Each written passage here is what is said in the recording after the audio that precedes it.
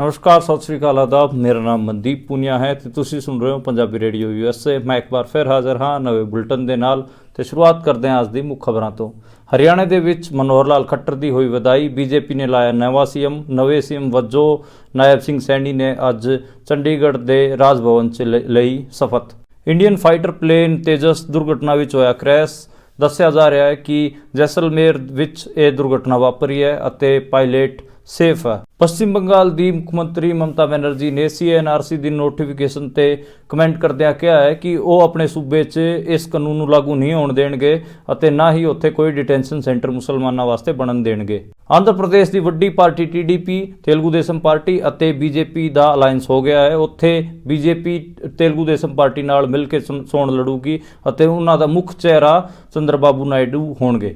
ਕਾਂਗਰਸ ਨੇ ਲੋਕ ਸਭਾ ਚੋਣਾਂ ਵਾਸਤੇ ਆਪਣੇ ਉਮੀਦਵਾਰਾਂ ਦੀ ਦੂਜੀ ਲਿਸਟ ਜਾਰੀ ਕਰ ਦਿੱਤੀ ਹੈ। ਇਸ 'ਚ ਉਹਨਾਂ ਨੇ ਗੁਜਰਾਤ, ਮੱਧ ਪ੍ਰਦੇਸ਼, ਰਾਜਸਥਾਨ ਅਤੇ ਅਸਮ ਦੇ 39 ਸੀਟਾਂ ਤੋਂ ਆਪਣੇ ਉਮੀਦਵਾਰਾਂ ਦੀ ਘੋਸ਼ਣਾ ਕੀਤੀ ਹੈ। 14 ਮਾਰਚ ਨੂੰ ਦਿੱਲੀ ਦੇ ਰਾਮਲੀਲਾ ਮੈਦਾਨ 'ਚ ਹੋਵੇਗੀ ਸੰਯੁਕਤ ਕਿਸਾਨ ਮੋਰਚਾ ਦੀ ਵੱਡੀ ਕਿਸਾਨ ਮਹਾਪੰਚਾਇਤ। ਬਲਵੀਰ ਰਾਜੇਵਾਲ ਨੇ ਅੱਜ ਪੱਤਰਕਾਰਾਂ ਨੂੰ ਦੱਸਦਿਆਂ ਕਿਹਾ ਹੈ ਕਿ ਉਹਨਾਂ ਨੂੰ ਦਿੱਲੀ ਪੁਲਿਸ ਤੋਂ ਪਰਮਿਸ਼ਨ ਮਿਲ ਗਈ ਹੈ ਤੇ ਉਹ ਦੇਸ਼ ਦੇ ਸਾਰੇ ਕਿਸਾਨਾਂ ਨੂੰ ਇਸ ਮਹਾਪੰਚਾਇਤ 'ਚ ਪਹੁੰਚਣ ਦੀ ਅਪੀਲ ਕਰ ਰਹੇ ਹਨ। ਇਹ ਸੀਗੀਆਂ ਅੱਜ ਦੀਆਂ ਮੁੱਖ ਖਬਰਾਂ। ਹੁਣ ਕਰਦੇ ਹਾਂ ਆਪਾਂ ਇਹਨਾਂ ਖਬਰਾਂ ਦਾ ਪੋਸਟਮਾਰਟਮ ਤੇ ਸ਼ੁਰੂਆਤ ਕਰਦੇ ਹਾਂ ਸਭ ਤੋਂ ਪਹਿਲੀ ਤੇ ਵੱਡੀ ਖਬਰ ਦੀ। ਉਹ ਹੈਗੀ ਆ ਹਰਿਆਣੇ ਦੀ। ਹਰਿਆਣੇ ਦੇ ਵਿੱਚ ਅੱਜ ਮੁੱਖ ਮੰਤਰੀ ਨੂੰ ਬਦਲ ਦਿੱਤਾ ਗਿਆ ਹੈ। ਪਹਿਲਾਂ ਆਪਾਂ ਨੂੰ ਪਤਾ ਹੈ ਕਿ 9.5 ਸਾਲ ਤੱਕ ਹਰਿਆਣੇ 'ਚ ਮਨੋਹਰ ਲਾਲ ਖੱਟਰ ਨਾਂ ਦੇ ਸ਼ਖਸ ਮੁੱਖ ਮੰਤਰੀ ਰਹੇ। ਉਹ 2014 ਤੋਂ ਪਹਿਲਾਂ ਹਰਿਆਣੇ ਦੀ ਪੋਲਿਟਿਕਸ 'ਚ ਕੋਈ ਵੱਡੇ ਨਾਂ ਨਹੀਂ ਸੀ, ਉਹਨਾਂ ਨੂੰ ਕੋਈ ਨਹੀਂ ਜਾਣਦਾ ਸੀਗਾ। ਪਰ 2014 'ਚ ਜਦੋਂ BJP ਹਰਿਆਣੇ 'ਚ ਪਹਿਲੀ ਵਾਰ ਜਿੱਤ ਕੇ ਆਈ ਤੇ ਉਹਨਾਂ ਦੇ ਨਾਂ 'ਤੇ ਮੋਹਰ ਲਾਈ ਤੇ ਉਹ ਮੁੱਖ ਮੰਤਰੀ ਬਣੇ ਸੀ। ਉਹ RSS ਦੇ ਬੈਕਗਰਾਊਂਡ ਤੋਂ ਆਉਂਦੇ ਸੀਗੇ, RSS ਦੇ ਪ੍ਰਚਾਰਕ ਰਹੇ ਸੀ ਅਤੇ ਜਿਹੜੇ ਨਰਿੰਦਰ ਮੋਦੀ ਹੈਗੇ ਉਹਨਾਂ ਦੇ ਖਾਸ ਆੜੀ ਵੀ ਸੀ ਤੇ ਇਸ ਕਰਕੇ ਉਹਨਾਂ ਨੂੰ ਉਹ ਪਦ ਦਿੱਤਾ ਗਿਆ ਸੀਗਾ। ਪਰ 9.5 ਸਾਲ ਯਾਨੀ ਕਿ ਉਹਨਾਂ ਨੇ ਪਹਿਲਾ ਟਰਮ ਆਪਣਾ ਪੂਰਾ ਕੀਤਾ। 2019 'ਚ ਉਹ ਦੁਬਾਰੇ ਇਲੈਕਸ਼ਨਾਂ 'ਚ ਗਏ ਤਾਂ ਉਹਨਾਂ ਨੂੰ ਪੂਰਨ ਬਹੁਮਤ ਨਹੀਂ ਮਿਲਿਆ ਤੇ ਉਹਨਾਂ ਦੀ ਪਾਰਟੀ ਨੂੰ ਸਿਰਫ ਔਰ ਸਿਰਫ 40 ਸੀਟਾਂ ਮਿਲੀਆਂ। ਹਰਿਆਣੇ 'ਚ ਟੋਟਲ 90 ਵਿਧਾਨ ਸਭਾ ਦੀ ਸੀਟਾਂ ਹੈਗੀਆਂ ਤੇ ਬਹੁਮਤ ਵਾਸਤੇ 46 ਸੀਟਾਂ ਦੀ ਲੋੜ ਪੈਂਦੀ ਹੈ, 46 ਸੀਟਾਂ ਦੀ ਲੋੜ ਪੈਂਦੀ ਹੈ ਤੇ 6 ਸੀਟਾਂ ਦੀ ਕਮੀ ਪੈ ਗਈ ਸੀ ਉਹਨਾਂ ਨੂੰ। ਤੇ ਜਿਹੜੀ ਜਨਨਾਇਕ ਜਨਤਾ ਪਾਰਟੀ ਹੈ JJP ਦੁਸ਼ਯੰਤ ਚੌਟਾਲਾ ਵਾਲੀ, ਉਹਨੂੰ 10 ਸੀਟਾਂ ਮਿਲੀਆਂ ਸੀ। ਇਸ ਹਿਸਾਬ ਨਾਲ ਉਹਨਾਂ ਦਾ ਅਲਾਇੰਸ ਹੋ ਗਿਆ ਤੇ 40 ਸੀਟਾਂ BJP ਦੀਆਂ ਤੇ 10 ਸੀਟਾਂ JJP ਦੀਆਂ, 50 ਸੀਟਾਂ ਇੱਦਾਂ ਕਰਕੇ ਉਹ ਸੱਤਾ 'ਚ ਆਏ ਤੇ ਉਹਨਾਂ ਦੀ 4.5 ਸਾਲ ਤੱਕ ਇਹ ਜਿਹੜੀ ਗਠਬੰਧਨ ਦੀ ਸਰਕਾਰ ਹੈ ਦੁਸ਼ਯੰਤ ਚੌਟਾਲਾ ਨਾਲ ਇਹ ਚੱਲੀ। ਦੁਸ਼ਯੰਤ ਚੌਟਾਲਾ ਨੂੰ ਡਿਪਟੀ CM ਬਣਾਇਆ ਗਿਆ ਅਤੇ ਮਨੋਹਰ ਲਾਲ ਖੱਟਰ CM ਬਣੇ। ਡਿਪਟੀ CM ਦੁਸ਼ਯੰਤ ਚੌਟਾਲਾ ਤੇ CM ਬਣੇ ਮਨੋਹਰ ਲਾਲ ਖੱਟਰ। 4.5 ਸਾਲ ਬੀਤ ਜਾਣ ਤੋਂ ਬਾਅਦ ਇਹ ਜਿਹੜਾ ਗਠਬੰਧਨ ਸੀਗਾ ਲੋਕ ਸਭਾ ਚੋਣਾਂ ਤੋਂ ਐਨ ਪਹਿਲਾਂ ਟੁੱਟ ਗਿਆ। ਲਗਾਤਾਰ ਗੱਲ ਹੋ ਰਹੀ ਸੀ ਕਿ JJP ਨੂੰ 2 ਸੀਟ ਦਿੱਤੀਆਂ ਜਾਣਗੀਆਂ। JJP 2 ਸੀਟਾਂ ਦੀ ਮੰਗ ਕਰ ਰਹੀ ਸੀ ਪਰ ਜਦੋਂ ਸਰਵੇ ਕਰਾਇਆ ਗਿਆ ਉਹਦੇ 'ਚ BJP ਪਿਛਲੇ ਮਹੀਨੇ ਫਰਵਰੀ 'ਚ ਹੀ ਸਰਵੇ ਕਰਾਇਆ ਗਿਆ ਸੀਗਾ ਤੇ ਸਰਵੇ BJP ਵੱਲੋਂ ਕਰਾਇਆ ਗਿਆ, ਜਿਹਦੇ 'ਚ ਇਹ ਨਿਕਲ ਕੇ ਸਾਹਮਣੇ ਆਇਆ ਕਿ ਇਸ ਵਾਰ ਜਿਹੜੀ ਲੋਕ ਸਭਾ ਦੀ 10 ਸੀਟਾਂ ਹੈਗੀਆਂ ਹਰਿਆਣੇ ਦੀਆਂ, ਉਹਨਾਂ 'ਚੋਂ 7 ਸੀਟਾਂ ਕਿਤੇ ਨਾ ਕਿਤੇ BJP ਦੇ ਹੱਥੋਂ ਬਾਹਰ ਨਿਕਲ ਰਹੀਆਂ ਨੇ। 6 ਸੀਟਾਂ 'ਤੇ ਤਾਂ ਉਹ ਸਿੱਧੇ ਤੌਰ 'ਤੇ ਹਾਰ ਰਹੇ ਸੀਗੇ ਤੇ 1 ਸੀਟ 'ਤੇ 50% ਸੀਗਾ ਤੇ ਸਿਰਫ 3 ਸੀਟਾਂ ਹੀ ਉਹ ਜਿੱਤ ਰਹੇ ਸੀ। ਇਹ ਜੇ ਆਪਾਂ ਜ਼ਿਕਰ ਕਰੀਏ 2014 ਦਾ ਤੇ 2019 ਦਾ, 2014 'ਚ ਉਹਨਾਂ ਕੋਲ 9 ਸੀਟਾਂ ਸੀਗੀਆਂ, ਸਿਰਫ ਇੱਕ ਦਪਿੰਦਰ ਹੁੱਡਾ ਵਾਲੀ ਸੀਟ ਉਹਨਾਂ 'ਤੇ ਰੋਹਤਕ ਵਾਲੀ ਸੀਟ ਉਹਨਾਂ ਦੇ ਹੱਥੋਂ ਬਾਹਰ ਸੀਗੀ ਤੇ ਪਰ 2019 'ਚ ਉਹਨਾਂ ਨੇ ਬਹੁਤ ਜ਼ਬਰਦਸਤ ਪਰਫਾਰਮੈਂਸ ਦਿੰਦਿਆਂ ਦਪਿੰਦਰ ਹੁੱਡਾ ਨੂੰ ਵੀ ਰੋਹਤਕ ਤੋਂ ਹਰਾਤਾ ਸੀਗਾ ਤੇ 10 ਦੀ 10 ਸੀਟਾਂ ਲੋਕ ਸਭਾ ਸੀਟਾਂ BJP ਕੋਲ ਸੀ। ਪਰ ਸੂਬੇ 'ਚ 2020-21 ਦਾ ਬਹੁਤ ਵੱਡਾ ਅੰਦੋਲਨ ਹੋਇਆ। ਪੰਜਾਬ ਤੋਂ ਅੰਦੋਲਨ ਸ਼ੁਰੂ ਹੋਇਆ ਸੀਗਾ, ਕਿਸਾਨ ਅੰਦੋਲਨ, ਤੇ ਹਰਿਆਣਾ ਦੇ ਕਿਸਾਨਾਂ ਨੇ ਵੀ ਸਾਥ ਦਿੱਤਾ, ਜਿਸ ਕਰਕੇ BJP ਦੇ ਉਲਟ ਠੀਕ ਠਾਕ ਮਾਹੌਲ ਹਰਿਆਣੇ 'ਚ ਤਿਆਰ ਹੋ ਗਿਆ ਸੀ ਤੇ ਉਹਦਾ ਖਾਮਿਆਜ਼ਾ ਹੁਣ BJP ਨੂੰ ਭੁਗਤਣਾ ਪੈ ਰਿਹਾ ਹੈ। BJP ਹਰਿਆਣੇ ਤੋਂ 6 ਤੋਂ 7 ਸੀਟਾਂ ਹਾਰ ਸਕਦੀ ਹੈ। ਇਸ ਕਰਕੇ ਹੀ ਉਹਨਾਂ ਨੇ ਇਹ ਜਿਹੜੇ ਮੁੱਖ ਮੰਤਰੀ ਸੀਗੇ ਮਨੋਹਰ ਲਾਲ ਖੱਟਰ, ਕਿਉਂਕਿ ਇਹਨਾਂ ਨੂੰ ਖਟਾਰਾ ਸਰਕਾਰ ਜਿਹੜੇ ਕਿਸਾਨ ਸੀਗੇ ਇਹਨਾਂ ਨੂੰ ਖਟਾਰਾ ਸਰਕਾਰ ਕਹਿੰਦੇ ਸੀਗੇ ਤੇ ਜਿਹੜੇ ਆਵਾਰਾ ਸਾਂਢ ਹੁੰਦੇ ਉਹ ਪਿੰਡਾਂ 'ਚ ਜਿਹੜੇ ਆਪਣੇ ਆਵਾਰਾ ਪਸ਼ੂ ਹੁੰਦੇ ਉਹਨਾਂ ਨੂੰ ਵੀ ਖੱਟਰ ਕਹਿ ਕੇ ਲੋਕ ਪੁਕਾਰਦੇ ਸੀਗੇ ਤੇ ਇਸ ਕਰਕੇ ਇਹ ਵੱਡਾ ਫੈਸਲਾ ਲਿੱਤਾ ਗਿਆ ਹੈ। ਤੇ ਦੂਜਾ ਇਹ ਵੀ ਕਿ ਜਿਹੜੀ ਜਾਟ ਨੋਨ ਜਾਟ ਦੀ ਪੋਲਿਟਿਕਸ ਹੈ ਉਹਨੂੰ ਸ਼ਾਰਪ ਕਰਨ ਵਾਸਤੇ ਵੀ ਨਾਇਬ ਸੈਣੀ ਨੂੰ ਲੈ ਕੇ ਆਇਆ ਗਿਆ। ਨਾਇਬ ਸੈਣੀ ਕੋਈ ਵੱਡਾ ਨਾਂ ਨਹੀਂ ਸੀ, ਜਿਹੜੇ ਹਰਿਆਣੇ ਦੀ ਪੋਲਿਟਿਕਸ ਹੈਗੀ ਆ ਪਿਛਲੇ 6 ਮਹੀਨਿਆਂ ਵਿੱਚ ਹੀ ਉਹਨਾਂ ਦੀ ਜਿਹੜੀ ਪਰਸਨੈਲਿਟੀ ਉਹਨੂੰ ਤਿਆਰ ਕਰਨ ਤੇ ਬੀਜੇਪੀ ਨੇ ਜ਼ੋਰ ਲਾਇਆ ਸੀ। ਉਹ ਪਿਛਲੀ ਵਾਰ ਖੱਟਰ ਦੀ ਗਵਰਨਮੈਂਟ 'ਚ ਇੱਕ ਮੰਤਰੀ ਸੀਗੇ ਤੇ ਇੱਕ ਵਿਧਾਇਕ ਸੀਗੇ ਤੇ ਕੋਈ ਐਡਾ ਪਾਵਰਫੁਲ ਨਾਂ ਤਾਂ ਸੀ ਨਹੀਂ। ਇਸ ਵਾਰ ਉਹ ਵਿਧਾਇਕ ਵੀ ਨਹੀਂ ਸੀ ਤੇ ਉਹ ਉਹਨਾਂ ਨੂੰ 6 ਮਹੀਨੇ ਪਹਿਲਾਂ ਹੀ ਹਰਿਆਣਾ ਦਾ ਪ੍ਰਧਾਨ ਬਣਾਇਆ ਗਿਆ। ਬੀਜੇਪੀ ਪਾਰਟੀ ਦਾ ਹਰਿਆਣੇ ਦੇ ਉਹ ਪ੍ਰਧਾਨ ਸੀਗੇ ਤੇ ਹੁਣ ਉਹਨਾਂ ਨੂੰ ਕੱਲ ਹੀ ਰਾਤ ਨੂੰ ਫੋਨ ਕੀਤਾ ਗਿਆ ਬੀਜੇਪੀ ਦੇ ਜਿਹੜੇ ਆਬਜ਼ਰਵਰ ਸੀ ਉਹਨਾਂ ਵੱਲੋਂ ਤੇ ਉਹਨਾਂ ਨੂੰ ਆਪਣੇ ਕੋਲ ਸੱਦਿਆ ਗਿਆ। ਤੇ ਮਨੋਹਰ ਲਾਲ ਖੱਟਰ ਦੇ ਨਾਂ 'ਤੇ ਕਈ ਦਿਨਾਂ ਤੋਂ ਇਹ ਚੱਲ ਰਿਹਾ ਸੀਗਾ ਕਿ ਉਹਨਾਂ ਦੇ ਥਾਂ ਕੋਈ ਨਵਾਂ ਸੀਐਮ ਬਣਾਇਆ ਜਾਊਗਾ। ਬੀਜੇਪੀ ਨੇ 2 ਆਬਜ਼ਰਵਰ ਹਰਿਆਣੇ 'ਚ ਭੇਜੇ ਸੀਗੇ, ਇੱਕ ਤਾਂ ਤਰੁਣ ਚੁਗ ਹੋਰੀ ਤੇ ਦੂਜਾ ਅਰਜੁਨ ਮੁੰਡਾ ਅਤੇ ਤਰੁਣ ਚੁਗ ਨੇ ਜਦੋਂ ਮਨੋਹਰ ਲਾਲ ਖੱਟਰ ਨਾਲ ਗੱਲਬਾਤ ਕੀਤੀ ਕਿ ਤੁਸੀਂ ਕਿਹਨੂੰ ਅਗਲਾ ਸੀਐਮ ਦੇਖਣਾ ਚਾਹੁੰਦੇ ਹੋ ਤੇ ਉਹਨਾਂ ਨੇ ਕਿਹਾ ਕਿ ਤੁਸੀਂ ਮੇਰੀ ਥਾਂ 'ਤੇ ਨਾਇਬ ਸੈਣੀ ਨੂੰ ਸੀਐਮ ਬਣਾ ਸਕਦੇ ਹੋ, ਕਿਉਂਕਿ ਇਹ ਦੱਸਿਆ ਜਾਂਦਾ ਹੈ ਕਿ ਮਨੋਹਰ ਲਾਲ ਖੱਟਰ ਦੇ ਬਹੁਤ ਜ਼ਿਆਦਾ ਵਿਸ਼ਵਾਸ ਪਾਤਰ ਨਾਇਬ ਸੈਣੀ ਹੈ ਤੇ ਨਾਇਬ ਸੈਣੀ ਇੱਕ ਹਿਸਾਬ ਨਾਲ ਮਨੋਹਰ ਲਾਲ ਖੱਟਰ ਦੀ ਕਠਪੁਤਲੀ ਦੱਸਿਆ ਜਾਂਦਾ ਹੈ ਤੇ ਇਸ ਕਰਕੇ ਹੀ ਨਾਇਬ ਸਿੰਘ ਸੈਣੀ ਦੇ ਨਾਂ 'ਤੇ ਮੋਹਰ ਲੱਗਦੀ ਹੈ। ਅੱਜ ਸਵੇਰੇ ਸਾਰੇ ਵਿਧਾਇਕਾਂ ਦੀ ਬੈਠਕ ਚਾਲੂ ਹੁੰਦੀ ਹੈ, ਉਹਦੇ 'ਚ ਮੋਸਟਲੀ ਵਿਧਾਇਕ ਨਾਇਬ ਸਿੰਘ ਸੈਣੀ ਦੇ ਨਾਂ 'ਤੇ ਸਹਿਮਤ ਸੀਗੇ, ਪਰ ਇੱਕ ਵੱਡੇ ਆਗੂ ਹਰਿਆਣਾ ਬੀਜੇਪੀ ਦੇ ਅਨਿਲ ਵਿਜ ਜਿਹੜੇ ਕਿ ਅੰਬਾਲਾ ਕੈਂਟ ਤੋਂ ਵਿਧਾਇਕ ਹਨ ਅਤੇ ਹਰਿਆਣੇ ਦੇ ਗ੍ਰਹਿ ਮੰਤਰੀ ਵੀ ਹਨ ਤੇ ਉਹ ਮੀਟਿੰਗ ਤੋਂ ਉੱਠ ਕੇ ਚਲੇ ਜਾਂਦੇ ਨੇ। ਉਹ ਇਸ ਨਾਂ 'ਤੇ ਸਹਿਮਤ ਨਹੀਂ ਸੀ ਤੇ ਉਹ ਜਿਹੜਾ ਸਰਕਾਰੀ ਗੱਡੀ ਸੀਗੀ ਉਹਦੇ 'ਚ ਵੀ ਬਹਿ ਕੇ ਨਹੀਂ ਜਾਂਦੇ, ਬਲਕਿ ਉਹ ਆਪਣੀ ਪਰਸਨਲ ਪ੍ਰਾਈਵੇਟ ਕਾਰ ਨੂੰ ਖੁਦ ਹੀ ਡਰਾਈਵ ਕਰਕੇ ਅੰਬਾਲਾ ਨਿਕਲ ਜਾਂਦੇ ਨੇ ਤੇ ਆਪਣੇ ਜਿਹੜੀ ਉਹਨਾਂ ਦੀ ਨਾਤਨ ਹੈਗੀ ਆ ਯਾਨੀ ਕਿ ਜਿਹੜੀ ਦੋਤੀ ਹੈ ਉਹਨੂੰ ਉਹ ਖੜਾਉਂਦੇ ਆ ਆਪਣੀ ਇੱਕ ਫੋਟੋ ਪੋਸਟ ਕਰਦੇ ਨੇ ਮੀਡੀਆ ਗਰੁੱਪਾਂ 'ਚ। ਅਨਿਲ ਵਿਜ ਦੀ ਉਹ ਫੋਟੋ ਚੱਲ ਰਹੀ ਹੈ ਤਾਂ ਇੱਕ ਹਿਸਾਬ ਨਾਲ ਸਿਰਫ ਅਨਿਲ ਵਿਜ ਵਾਲਾ ਜਿਹੜਾ ਗੁੱਟ ਹੈਗਾ ਉਹ ਨਾਰਾਜ਼ ਹੈਗਾ, ਬਾਕੀ ਨਾਇਬ ਸਿੰਘ ਸੈਣੀ ਦੇ ਨਾਂ 'ਤੇ ਸਾਰਿਆਂ ਦੀ ਸਹਿਮਤੀ ਹੈਗੀ ਆ। ਤੇ ਹਰਿਆਣਾ 'ਚ ਜਿਹੜੇ ਬੀਜੇਪੀ ਦੇ ਪ੍ਰਭਾਰੀ ਹੈਗੇ ਵਿਪਲਵ ਦੇਵ ਉਹ ਵੀ ਹਰਿਆਣਾ 'ਚ ਹੀ ਕੈਂਪ ਕਰ ਰਹੇ ਸੀਗੇ।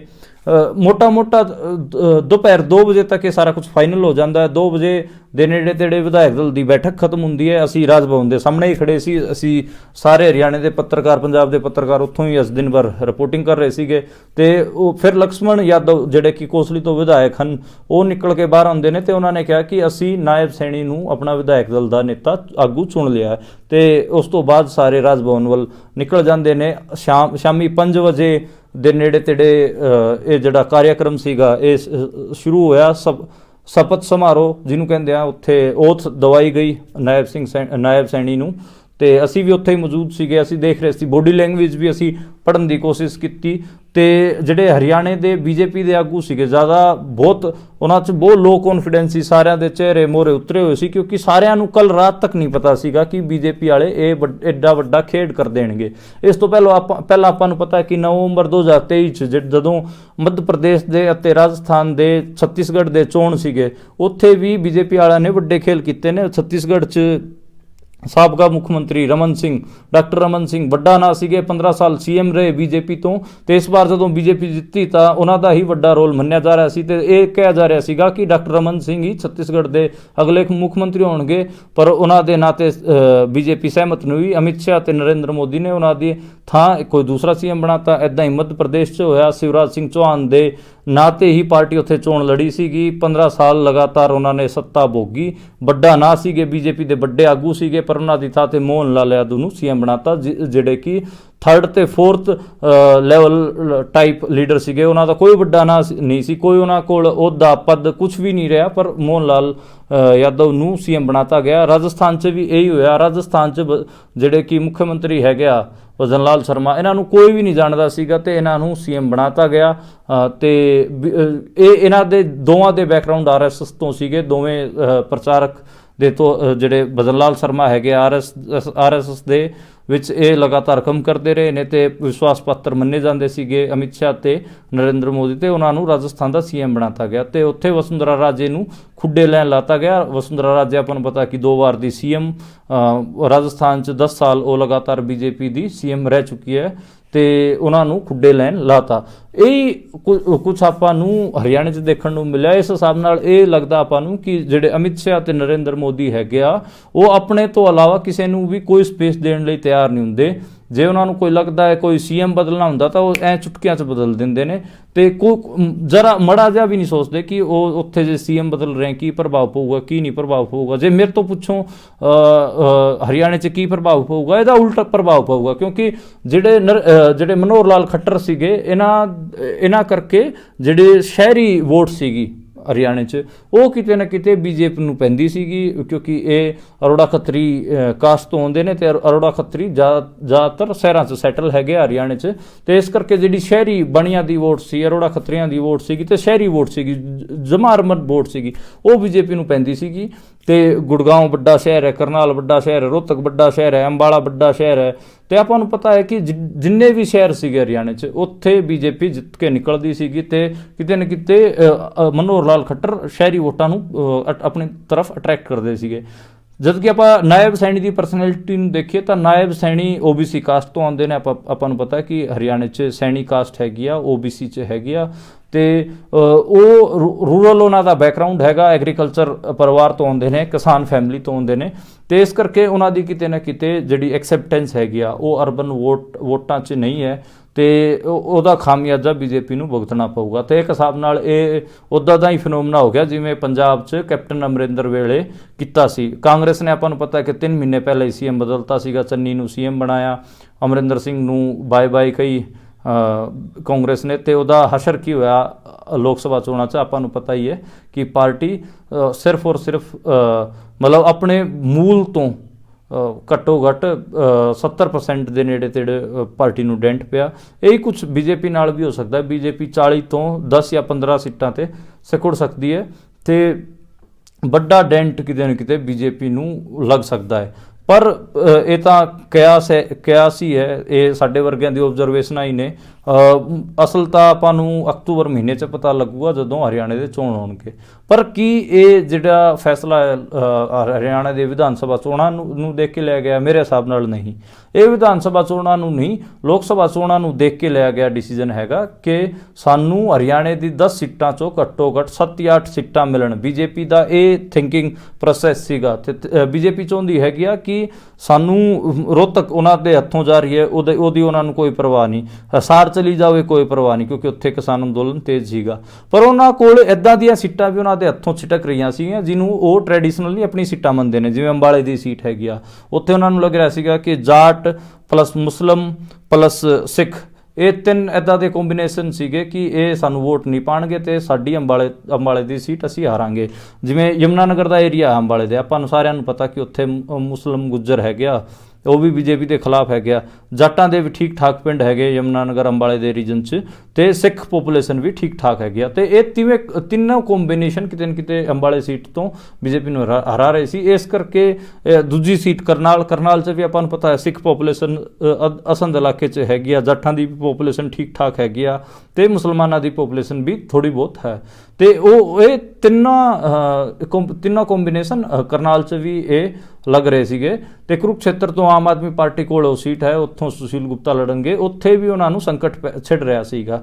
ਇਸ ਕਰਕੇ ਜਿਹੜੀ ਜੀਟੀ ਰੋਡ ਬੈਲਟ ਹੈਗੀ ਆ ਉਹਦੀ ਸਾਰੇ ਸੀਟਾਂ ਤੇ ਬੀਜੇਪੀ ਨੂੰ ਖਤਰਾ ਲੱਗ ਰਿਹਾ ਸੀ, ਤੇ ਇਸੇ ਕਰਕੇ ਬੀਜੇਪੀ ਨੂੰ ਲੱਗਿਆ ਕਿ ਅਸੀਂ ਘੱਟੋ ਘੱਟ ਜਿਹੜੀ ਸਾਡੀ ਜੀਟੀ ਰੋਡ ਬੈਲਟ ਹੈਗੀ ਆ ਉੱਥੋਂ ਕੋਈ ਰੂਰਲ ਬੰਦਾ ਦਿੰਦੇ ਆ, ਕਿਸਾਨ ਪਰਿਵਾਰ ਤੋਂ ਕੋਈ ਬੰਦਾ ਦਿੰਦੇ ਆ, ਸੀਐਮ ਬਣਾਉਂਦੇ ਆ, ਤੇ ਸਾਨੂੰ ਕੀ ਪਤਾ ਸਾਡਾ ਇਹ ਜਿਹੜਾ ਡੈਂਟ ਹੈਗਾ ਉਹ ਕਵਰ ਹੋ ਜਾਵੇ। ਇਸ ਕਰਕੇ ਇਹਨੂੰ ਨਾਇਬ ਸੈਣੀ ਨੂੰ ਲੈ ਕੇ ਆਏ। ਦੇ 2 ਇਹਨਾਂ ਨੂੰ ਫਾਇਦੇ, ਇੱਕ ਤਾਂ ਇਹਨਾਂ ਨੂੰ ਇਹ ਓਬੀਸੀ ਸੀਐਮ ਵਾਂਗ ਵੀ ਪ੍ਰੋਜੈਕਟ ਕਰ ਸਕਦੇ ਨੇ, ਤੇ ਦੂਜਾ ਇਹ ਵੀ ਕਹਿ ਸਕਦੇ ਨੇ ਕਿ ਇਹ ਤਾਂ ਦੇਖੋ ਅਸੀਂ ਕਿਸਾਨ ਦਾ ਪੁੱਤ ਹਰਿਆਣਾ ਦਾ ਸੀਐਮ ਬਣਾਤਾ। ਤਾਂ ਇਸ ਨਾਇਬ ਸੈਣੀ ਨਾਲ ਇਹ 2 ਨਿਸ਼ਾਨੇ ਸਾਧਨਾ ਚਾਹੁੰਦੇ ਨੇ ਕਿ ਇਹ ਓਬੀਸੀ ਵਰਗ ਨੂੰ ਵੀ ਖੁਸ਼ ਕਰਨਾ ਚਾਹੁੰਦੇ ਨੇ, ਹਰਿਆਣੇ ਦੇ ਓਬੀਸੀ ਵਰਗ ਨੂੰ, ਤੇ ਦੂਜਾ ਇਹ ਖੁਸ਼ ਕਰਨਾ ਚਾਹੁੰਦੇ ਨੇ ਕਿਸਾਨ ਵਰਗ ਨੂੰ। ਕਿਸਾਨ ਵਰਗ ਤਾਂ ਮੇਰੇ ਹਿਸਾਬ ਨਾਲ ਖੁਸ਼ ਨਹੀਂ ਹੋਊਗਾ। ਉਹਦਾ ਰੀਜ਼ਨ ਇੱਕ ਤਾਂ ਇਹ ਹੈ ਕਿ ਹੁਣ ਜਿਹੜਾ ਹਰਿਆਣੇ ਦੀ ਬਰੂਹਾਂ ਤੇ ਹਰਿਆਣਾ ਪੰਜਾਬ ਦੀ ਬਰੂਹਾਂ ਤੇ ਕਿੰਨਾ ਵੱਡਾ ਕਿਸਾਨ ਅੰਦੋਲਨ ਚੱਲ ਰਿਹਾ, ਇਸ ਕਰਕੇ ਇਹ ਇਹਨਾਂ ਦਾ ਜਿਹੜਾ ਇੱਕ ਸੋਚ ਹੈਗੀ ਆ ਉਹ ਤਾਂ ਸਫਲ ਹੋਣ ਨਹੀਂ ਲੱਗੀ। ਦੂਜੀ ਜਿਹੜੀ ਇਹਨਾਂ ਦੀ ਓਬੀਸੀ ਪੋਲਿਟਿਕਸ ਵਾਲੀ ਸੋਚ ਹੈਗੀ ਕਿ ਅਸੀਂ ਓਬੀਸੀ ਵੋਟਾਂ ਲੈ ਲਾਂਗੇ, ਉਹਦਾ ਕਿਤੇ ਨਾ ਕਿਤੇ ਮੈਨੂੰ ਲੱਗਦਾ ਕਿ ਨੈਗੇਟਿਵ ਇਫੈਕਟ ਇਹਨਾਂ ਤੇ ਪਊਗਾ। ਜੇ ਇਹ ਰਾਓ ਇੰਦਰਜੀਤ ਵਰਗੇ ਬੰਦੇ ਨੂੰ ਜਾਂ ਫਿਰ ਰਾਓ ਸਾਹਿਬ ਜਿਹੜੀ ਯਾਦਵਾਂ ਦੀ ਬੈਲਟ ਹੈਗੀ ਉੱਥੋਂ ਕਿਸੇ ਨੂੰ ਸੀਐਮ ਬਣਾਉਂਦੇ, ਫਿਰ ਓਬੀਸੀ ਪੋਲਿਟਿਕਸ ਤੇ ਜ਼ਰੂਰ ਅਸਰ ਪੈਂਦਾ। ਹਾਲਾਂਕਿ ਜਿਹੜਾ ਯਾਦਵ ਬੈਲਟ ਹੈਗੀ ਉੱਥੋਂ 15-16 ਸੀਟਾਂ ਬੀਜੇਪੀ ਜਿੱਤ ਕੇ ਆਉਂਦੀ ਹੈਗੀ ਆ, ਤੇ 2 ਲੋਕ ਸਭਾ ਸੀਟਾਂ ਤੇ ਉਹ ਅਸਰ ਪਾਉਂਦੇ ਨੇ। ਆਪਾਂ ਨੂੰ ਪਤਾ ਹੈ ਕਿ ਗੁੜਗਾਉਂ ਦੀ ਸੀਟ ਹੋ ਗਈ ਤੇ ਭਵਾਨੀ ਮਹਿੰਦਰਗੜ੍ਹ ਦੀ ਸੀਟ ਹੋ ਗਈ, ਉਸ ਦੋਵਾਂ ਸੀਟਾਂ ਤੇ ਜਿਹੜੇ ਯਾਦਵ ਹੈਗੇ ਉਹ ਅਸਰ ਪਾਉਂਦੇ ਨੇ। ਤੇ ਹੁਣ ਇਹਦਾ ਅਸਰ ਉਲਟਾ ਹੋ ਗਿਆ, ਕਿਉਂਕਿ ਯਾਦਵ ਨਾਰਾਜ਼ ਹੋ ਗਏ ਹੋਣਗੇ ਇਸ ਡਿਸੀਜਨ ਤੋਂ। ਤੇ ਯਾਦਵ, ਮੇਰੇ ਕਈ ਬੰਦਿਆਂ ਨਾਲ ਗੱਲ ਹੋ ਰਹੀ ਸੀ ਆਈਰਵਾਲ ਬੈਲਟ ਤੋਂ, ਤਾਂ ਉਹ ਕਹਿ ਰਹੇ ਸੀਗੇ ਕਿ ਅਸੀਂ ਤਾਂ ਇਸ ਡਿਸੀਜਨ ਤੋਂ ਖੁਸ਼ ਨਹੀਂ ਹਾਂ, ਅਸੀਂ ਤਾਂ ਚਾਹੁੰਦੇ ਸੀਗੇ ਸਾਡੇ ਯਾਦਵਾਂ 'ਚੋਂ ਕੋਈ ਬੰਦਾ CM ਲੱਗੇ, ਪਰ ਇਹਨਾਂ ਨੇ ਤਾਂ GT ਰੋਡ ਬੈਲਟ ਨੂੰ ਸਾਧਣ ਵਾਸਤੇ ਹੁਣ ਸਾਡੇ ਜਿਹੜਾ ਸਾਊਥ ਹਰਿਆਣਾ ਹੈ, ਦਕਸ਼ਿਣ ਹਰਿਆਣਾ, ਉਹਦੀ ਦੁਬਾਰੇ ਅਣਦੇਖੀ ਕੀਤੀ ਹੈ ਤੇ ਸਾਡੇ ਏਰੀਆ ਤੋਂ ਇਹਨਾਂ ਨੇ ਦੁਬਾਰੇ CM ਨਹੀਂ ਲਾਇਆ। ਇਸ ਕਰਕੇ ਜਿਹੜਾ ਇਹ ਡਿਸੀਜਨ ਹੈਗਾ BJP ਦਾ, ਸਾਊਥ ਹਰਿਆਣਾ 'ਚ BJP ਨੂੰ ਡੈਂਟ ਕਰੂਗਾ, ਜਿਹੜਾ ਕਿ BJP ਦਾ ਗੜ ਮੰਨਿਆ ਜਾਂਦਾ।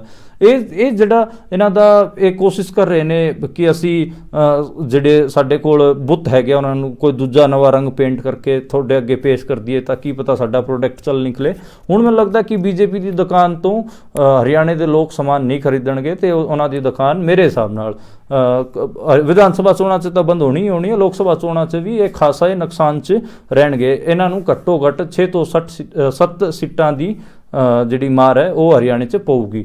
ਹੁਣ ਆਪਾਂ ਗੱਲ ਕਰ ਲੈਂਦੇ ਹਾਂ ਦੂਜੀ ਖਬਰ ਦੀ, ਉਹ ਹੈਗੀ ਆ ਕਿ BJP ਦਾ ਆਂਧਰ ਪ੍ਰਦੇਸ਼ 'ਚ ਤੇਲਗੂ ਦੇਸਮ ਪਾਰਟੀ ਨਾਲ ਅਲਾਇੰਸ ਹੋ ਗਿਆ। ਚੰਦਰਬਾਬੂ ਨਾਇਡੂ ਉੱਥੋਂ ਦੇ ਵੱਡੇ ਆਗੂ ਹੈਗੇ ਆ ਤੇ ਤੇਲਗੂ ਦੇਸਮ ਪਾਰਟੀ ਦੇ ਉਹ ਮੁੱਖ ਆਗੂ ਵੀ ਹਨ ਤੇ ਉਹ ਸਾਬਕਾ ਮੁੱਖ ਮੰਤਰੀ ਵੀ ਰਹੇ ਨੇ, ਆਪਾਂ ਨੂੰ ਪਤਾ ਹੈ। ਤੇ ਉਹਨਾਂ ਨਾਲ ਅਲਾਇੰਸ ਹੋਣ ਦਾ ਫਾਇਦਾ BJP ਨੂੰ ਕਿਤੇ ਨਾ ਕਿਤੇ ਉੱਥੇ ਹੋਊਗਾ। ਹਾਲਾਂਕਿ ਸਿਰਫ 6 ਸੀਟਾਂ ਤੇ ਹੀ ਉਹ ਚੋਣ ਜਿਹੜੀ BJP ਉੱਥੇ ਚੋਣ ਲੜ ਰਹੀ ਹੈ, ਬਾਕੀ ਦੀਆਂ 19 ਸੀਟਾਂ ਤੇ ਤੇਲਗੂ ਦੇਸਮ ਪਾਰਟੀ ਚੋਣ ਫਾਈਟ ਕਰੂਗੀ।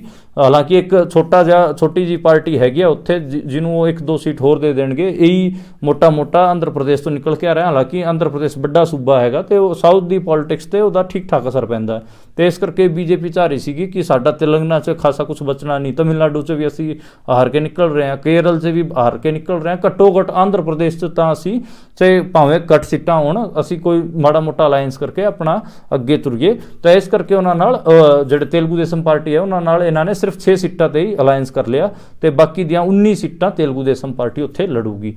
ਹੁਣ ਜਿਹੜੀ ਅਗਲੀ ਖਬਰ ਹੈ CNRC ਦੀ, ਕੱਲ ਮੈਂ ਦੱਸਿਆ ਸੀਗਾ ਕਿ ਹੋਮ ਮਿਨਿਸਟਰੀ ਨੇ CNRC ਦਾ ਜਿਹੜਾ ਕਾਨੂੰਨ ਹੈਗਾ ਉਹ ਨੋਟੀਫਾਈ ਕਰਤਾ ਤੇ ਹੁਣ ਉਹਦੇ ਰੂਲ ਵੀ ਆ ਗਏ ਨੇ ਤੇ ਇੱਕ ਹਿਸਾਬ ਨਾਲ ਉਹ ਕਾਨੂੰਨ ਇੱਥੇ ਇੰਡੀਆ 'ਚ ਲਾਗੂ ਹੋ ਗਿਆ ਹੈ। ਅੱਜ ਮਮਤਾ ਬੈਨਰਜੀ ਨੇ ਉਹਦੇ ਤੇ ਵੱਡਾ ਬਿਆਨ ਦਿੱਤਾ ਤੇ ਕਿਹਾ ਕਿ ਮੈਂ ਪੱਛਮੀ ਬੰਗਾਲ 'ਚ ਇਸ ਕਾਨੂੰਨ ਨੂੰ ਲਾਗੂ ਨਹੀਂ ਹੋਣ ਦਿਆਂਗੀ ਤੇ ਨਾ ਹੀ ਇੱਥੇ ਕੋਈ ਡਿਟੈਂਸ਼ਨ ਸੈਂਟਰ ਬਣਨ ਦਿਆਂਗੀ। ਆਪਾਂ ਨੂੰ ਪਤਾ ਕਿ ਜਿਹੜਾ ਪੱਛਮੀ ਬੰਗਾਲ ਹੈ ਉੱਥੇ ਲਗਾਤਾਰ ਬੰਗਲਾਦੇਸ਼ ਤੋਂ ਮੁਸਲਮਾਨ ਜਿਹੜੇ ਮਾਈਨੋਰਿਟੀ ਕਮਿਊਨਿਟੀ ਹੈ ਉਹ ਲਗਾਤਾਰ ਇੱਧਰ ਵੀ ਮੂਵ ਕਰਦੀ ਹੈ। ਹਿੰਦੂ ਬੰਗਲਾਦੇਸ਼ ਤੋਂ ਮਾੜੇ ਮੋਟੇ ਹਿੰਦੂ ਵੀ ਇੱਧਰ ਮੂਵ ਕਰਦੇ ਨੇ।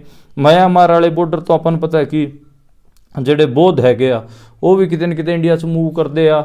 ਤੇ ਇਹ ਜਿਹੜਾ ਮੁੱਦਾ ਹੈਗਾ ਪੱਛਮੀ ਬੰਗਾਲ, ਅਸਮ ਜਿਹੜੀ ਜਾਂ 7 ਸਿਸਟਰ ਕਹਿ ਲਈਏ, ਜਿਹੜੀ 7 ਛੋਟੇ ਸੂਬੇ ਹੈਗੇ ਆ ਨਾਰਥ ਈਸਟ 'ਚ, ਉਹਨਾਂ 'ਚ ਕਿਤੇ ਨਾ ਕਿਤੇ ਜਿਹੜਾ ਇਹ ਮਾਈਗ੍ਰੇਸ਼ਨ ਵਾਲਾ ਮੁੱਦਾ ਹੈਗਾ, ਬਾਹਰ ਤੋਂ ਬੰਦੇ ਆਉਣ ਵਾਲਾ, ਉਹ ਵੱਡਾ ਮੁੱਦਾ ਹੈਗਾ। ਤੇ ਮਮਤਾ ਬੈਨਰਜੀ ਦੇ ਸਰਕਾਰ ਤੇ ਲਗਾਤਾਰ ਆਰੋਪ ਲੱਗਦਾ ਹੈ ਕਿ ਬੰਗਲਾਦੇਸ਼ ਤੋਂ ਜਿਹੜੇ ਬੰਦੇ ਆਉਂਦੇ ਹੈਗੇ ਆ ਉਹਨਾਂ ਨੂੰ ਇੱਥੇ ਬਸਾ ਲੈਂਦੀ ਹੈ ਤੇ ਉਹਨਾਂ ਦੀ ਵੋਟਾਂ ਬਣਵਾ ਦਿੰਦੀ ਹੈ ਤੇ ਆਪਣੇ ਖਾਤੇ 'ਚ ਪਵਾ ਲੈਂਦੀ ਹੈ। ਇਹ ਉਹਨਾਂ ਤੇ ਆਰੋਪ ਲੱਗਦਾ ਹੈ ਤੇ ਉਹਨਾਂ ਨੇ ਇਹ ਵੀ ਸਾਫ਼ ਕਰਤਾ ਹੈ ਕਿ ਮੈਂ ਘੱਟ ਗਿਣਤੀਆਂ ਤੇ ਕੋਈ ਵੀ ਜ਼ੁਲਮ ਕਰਨ ਲਈ ਤਿਆਰ ਨਹੀਂ ਹਾਂ। ਡਿਟੈਂਸ਼ਨ ਸੈਂਟਰਾਂ 'ਚ ਤੁਸੀਂ ਜਿਹੜੇ ਘੱਟ ਗਿਣਤੀ ਦੇ ਲੋਕ ਹੈਗੇ ਉਹਨਾਂ ਨੂੰ ਕਿਉਂ ਸਾੜਨਾ ਚਾਹੁੰਦੇ ਹੋ?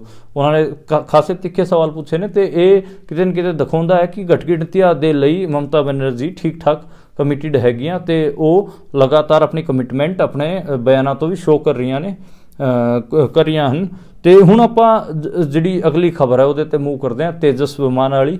ਤੇਜਸ ਵਿਮਾਨ ਅੱਜ ਜੈਸਲਮੇਰ 'ਚ ਕ੍ਰੈਸ਼ ਹੋਇਆ। ਰਾਜਸਥਾਨ ਦੇ ਜੈਸਲਮੇਰ ਜਿਹੜਾ ਇਲਾਕਾ ਹੈਗਾ ਉਹ ਬਿਲਕੁਲ ਪਾਕਿਸਤਾਨ ਦੇ ਬਾਰਡਰ ਨਾਲ ਲੱਗਦਾ ਹੈਗਾ। ਹਜੇ ਕਾਰਨ ਇਹ ਨਹੀਂ ਪਤਾ ਲੱਗ ਸਕਿਆ ਕਿ ਕਿਉਂ ਇਹ ਪਲੇਨ ਕ੍ਰੈਸ਼ ਹੋਇਆ। ਏਅਰਫੋਰਸ ਦਾ ਪਲੇਨ ਸੀਗਾ ਤੇ ਜਿਹੜੇ ਫਾਈਟਰ ਪਾਇਲਟ ਸੀਗੇ ਉਹਨਾਂ ਦੀ ਮੌਤ ਨਹੀਂ ਹੋਈ ਹੈ, ਉਹਨਾਂ ਨੂੰ ਸੇਫਲੀ ਰੈਸਕਿਊ ਕਰ ਲਿਆ ਗਿਆ ਤੇ ਉਹਨਾਂ ਨੂੰ ਹਸਪਤਾਲ 'ਚ ਭਰਤੀ ਕਰਾਇਆ ਗਿਆ ਹੈ। ਤੇ ਜਿਹੜੀ ਕਾਂਗਰਸ ਪਾਰਟੀ ਹੈ ਉਹਨੇ ਵੀ ਅੱਜ ਆਪਣੀ ਲੋਕ ਸਭਾ ਚੋਣਾਂ ਵਾਸਤੇ ਦੂਜੀ ਲਿਸਟ ਉਮੀਦਵਾਰਾਂ ਦੀ ਅੱਜ ਜਾਰੀ ਕਰਤੀ ਹੈ, ਜਿਹਦੇ 'ਚ ਉਹਨਾਂ ਨੇ 39 ਬੰਦਿਆਂ ਦੇ ਨਾਂ ਤੇ ਮੋਹਰ ਲਾਈ ਹੈ। ਮੋਸਟਲੀ ਜਿਹੜੇ ਸੀਟਾਂ ਹੈਗੀਆਂ ਉਹ ਗੁਜਰਾਤ ਦੀਆਂ, ਰਾਜਸਥਾਨ ਦੀਆਂ, ਮੱਧ ਪ੍ਰਦੇਸ਼ ਦੀਆਂ ਤੇ ਅਸਮ ਦੀਆਂ ਹੈਗੀਆਂ।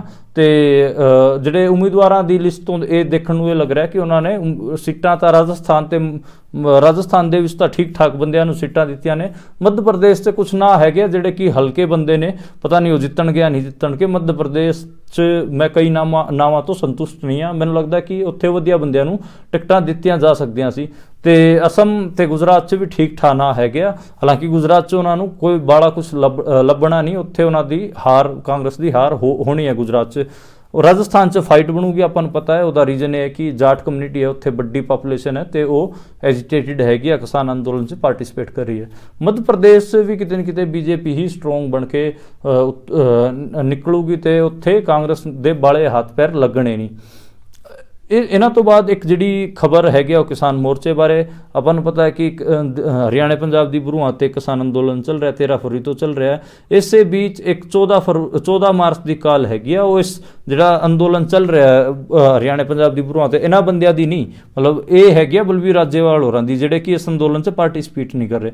ਇਹਨਾਂ ਨੇ ਜਿਹੜੇ ਬਲਵੀਰ ਰਾਜੇਵਾਲ ਤੇ ਸੰਯੁਕਤ ਕਿਸਾਨ ਮੋਰਚਾ ਸੀਗਾ, ਉਹਨਾਂ ਨੇ ਇੱਕ ਕਾਲ ਦਿੱਤੀ ਸੀ ਕਿ ਅਸੀਂ 14 ਮਾਰਚ ਨੂੰ ਦਿੱਲੀ ਦੇ ਰਾਮਲੀਲਾ ਮੈਦਾਨ 'ਚ ਮਹਾਪੰਚਾਇਤ ਕਰਾਂਗੇ ਕਿਸਾਨਾਂ ਦੀ। ਤੇ ਉਹਨਾਂ ਨੂੰ ਦਿੱਲੀ ਪੁਲਿਸ ਵੱਲੋਂ NOC ਵੀ ਮਿਲ ਗਈ ਹੈ, ਪਰਮਿਸ਼ਨ ਮਿਲ ਗਈ ਹੈ, ਤੇ ਹੁਣ ਉਹ ਆਰਾਮ ਨਾਲ ਦਿੱਲੀ ਜਾਣਗੇ ਤੇ ਆਪਣੀ ਮਹਾਪੰਚਾਇਤ ਕਰਕੇ ਵਾਪਸ ਆ ਜਾਣਗੇ।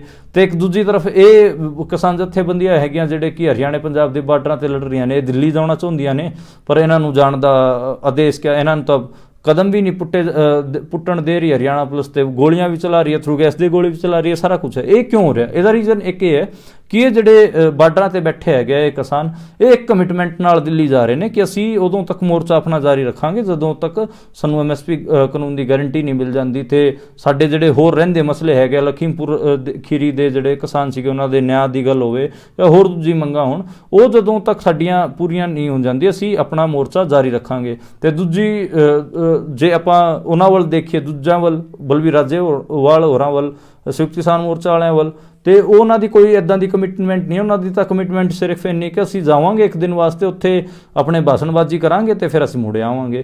ਤੇ ਉਹ ਇੱਕ ਦਿਨ ਵਾਸਤੇ ਲੋਕਾਂ ਨੂੰ ਬੁਲਾ ਰਹੇ ਨੇ। ਤੇ ਉਹਨਾਂ ਦੀ ਆਪਾਂ ਨੂੰ ਪਤਾ ਹੈ ਕਿ ਮੈਂ ਪਿਛਲੀ ਕਿਸਾਨ ਅੰਦੋਲਨ ਦੌਰਾਨ ਜਿਹੜੀ ਬੁੱਕ ਲਿਖੀ ਸੀ ਉਹਦੇ 'ਚ ਵੀ ਮੈਂ ਡਿਸਕਸ ਕੀਤਾ ਸੀਗਾ ਕਿ 3 ਪੰਜਾਬ ਦੇ ਆਗੂ ਸੀਗੇ ਜਿਨ੍ਹਾਂ ਦੀ ਰੋਹ ਦੇ ਅਧਿਕਾਰੀਆਂ ਨਾਲ ਲਗਾਤਾਰ ਗੱਲਬਾਤ ਹੁੰਦੀ ਸੀਗੀ, ਤੇ ਉਹਨਾਂ ਦੇ ਜਿਹੜੇ ਅਮਿਤ ਸ਼ਾਹ ਸੈਂਟਰ ਦੇ ਗ੍ਰਹਿ ਮੰਤਰੀ ਹੈਗੇ ਆ, ਉਹਨਾਂ ਨਾਲ ਵੀ ਠੀਕ ਠਾਕ ਉਹਨਾਂ ਦੀ ਗੱਲਬਾਤ ਹੈਗੀ ਆ। ਉਹਨਾਂ 'ਚ ਇੱਕ ਨਾਮ ਮੈਂ ਆਪ ਜੀ ਨੂੰ ਦੱਸਿਆ ਸੀਗਾ ਬਲਵੀਰ ਰਾਜੇਵਾਲ ਦਾ, ਦੂਜਾ ਬੂਟਾ ਸਿੰਘ ਬੁਰਜਗਿੱਲ ਦਾ, ਤੇ ਤੀਜਾ ਹਰਮੀਤ ਕਾਦੀਆਂ ਦਾ। ਤੇ ਉਹ ਇਸ ਕਰਕੇ ਉਹਨਾਂ ਨੂੰ ਮਤਲਬ ਠੀਕ ਠਾਕ ਉਹਨਾਂ ਦੀ ਸੈਂਟਰਲ ਜਿਹੜੇ ਮਿਨਿਸਟਰਸ ਹੈਗੇ ਉਹਨਾਂ ਨਾਲ ਠੀਕ ਠਾਕ ਗੱਲਬਾਤ ਹੋ ਜਾਂਦੀ ਹੈ, ਤੇ ਉਹ ਕਿਤੇ ਨਾ ਕਿਤੇ ਇਸ ਕਿਸਮ ਦਾ ਅੰਦੋਲਨ ਨਹੀਂ ਕਰਨਗੇ ਜਿਹਦੇ ਤੋਂ ਬੀਜੇਪੀ ਨੂੰ ਡੈਂਟ ਪਵੇ। ਇਸੇ ਕਰਕੇ ਉਹ ਇੱਕ ਦਿਨ ਜਾਣਗੇ ਉੱਥੇ, ਆਪਣੀ ਭਾਸ਼ਣਬਾਜ਼ੀ ਕਰਨਗੇ ਤੇ ਵਾਪਸ ਮੁੜ ਆਉਣਗੇ। ਤੇ ਦੂਜੀ ਔਰ ਜਿਹੜੇ ਇਹ ਕਿਸਾਨ ਬਾਰਡਰਾਂ ਤੇ ਬੈਠੇ ਨੇ, ਇਹਨਾਂ ਨੂੰ ਸਰਕਾਰ ਕਿਸੇ ਵੀ ਹਾਲਤ 'ਚ ਦਿੱਲੀ ਤੱਕ ਨਹੀਂ ਜਾਣ ਦਊਗੀ, ਤੇ ਇਹਨਾਂ ਦਾ ਮੋਰਚਾ ਮੇਰੇ ਹਿਸਾਬ ਨਾਲ ਇੱਥੇ ਹੀ ਚੱਲਦਾ ਰਹੂਗਾ। ਹਾਲਾਂਕਿ ਇਹਨਾਂ ਨੇ ਕੱਲ ਰੇਲਾਂ ਰੋਕੀਆਂ ਸੀਗੀਆਂ ਤੇ ਉਹਦਾ ਅਸਰ ਵੀ ਸੀ, ਤੇ ਹੁਣ ਦੇਖਣਾ ਹੋਊਗਾ ਕਿ ਜਿਹੜੇ ਬਾਰਡਰਾਂ ਤੇ ਬੰਦੇ ਬੈਠੇ ਹੈਗੇ, ਕਿਸਾਨ ਬੈਠੇ ਹੈਗੇ ਆ, ਤੇ ਕਿਸਾਨ ਜਥੇਬੰਦੀਆਂ ਹੈਗੀਆਂ, ਇਹ ਕੀ ਅੱਗੇ ਫੈਸਲਾ ਲੈਂਦੇ ਨੇ।